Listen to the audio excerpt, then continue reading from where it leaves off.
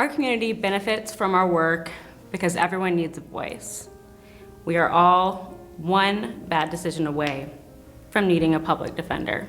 We really aren't that different from our clients. When we see that we all have similar barriers, we want to advocate for one another. Our work helps by lifting those who are around us. So the community that I serve is in a rural area. And where that really kind of comes into play with representing that community is that not only is it an impoverished community, so a lot of the residents there have to, when they're charged with an offense, they financially cannot afford to have an attorney. On top of that, there's a very short list of attorneys that we have available that take retained cases or that actually are on our private assigned counsel list. So really it's just a few of us that are representing a large load of cases in that rural area. So we have to get creative. With community service, we really have to try to find things within walking distance for them, with resources like getting substance abuse assessments, things like that done for our clients to help them out in sentencing and things like that. We have to get creative. We try to get a lot of things done over the phone. A lot of it we have to take our cell phones into the jails to, obviously allowed, but we take our cell phones in and we're the ones who have to, sit there with the clients as they go through the phone interviews to try to get into rehabs. We just really have to be creative because they don't have the resources to get out of custody a lot of times, and they don't have the resources to drive all the way into the nearest metropolitan area to get to the types of resources they need. So we have to help them as much as we can.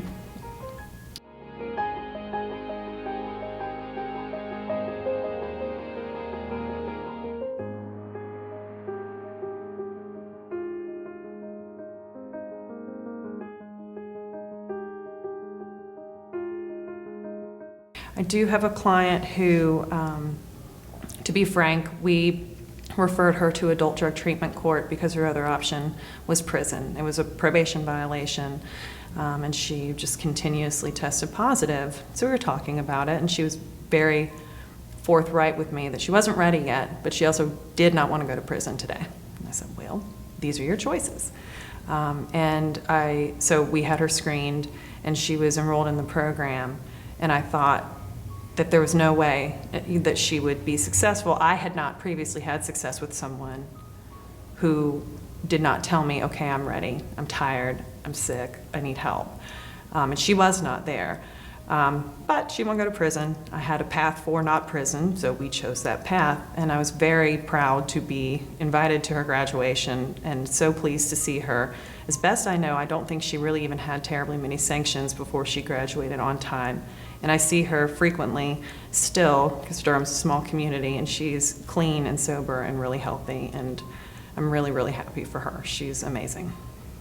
I think our community benefits from our work in a number of ways. Not only the people that actually are charged and know that they have somebody in the legal system that looks out for them, know that they have somebody on their side, but even in kind of more macro sense, the more people that have driver's licenses can drive to work.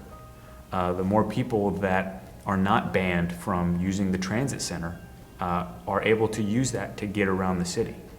The more people that have kind of working relationships with local businesses and like the transit center, particularly in Charlotte, and can get around, are just a source of commerce for the community. And then also, people that feel like the system is fair because there is somebody that's there to look out for them, and the system is not completely entirely against them. When they interact with others in the community, when they interact with law enforcement in the community, they'll understand, I think, in a better way that the system is designed, in ways to be against them, but also to protect them, and that they have protections, and that they don't have to fight in the street when they can fight in court. And thankfully that can prevent people from getting shot, essentially, or being attacked, or more dangerous situations.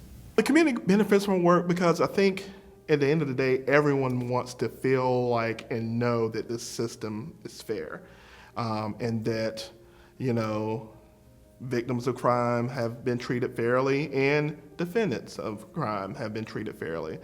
We hear all the stories all the time about innocent people being exonerated after 20 years, and nobody wants to hear that. In a case I just had, it was a 2-week case, and very emotional case, and people are crying throughout, and my client ended up getting found guilty, and so afterwards, had the jury come up to me and say, hey, you did a really good job on a very bad case, and we appreciate what you're doing.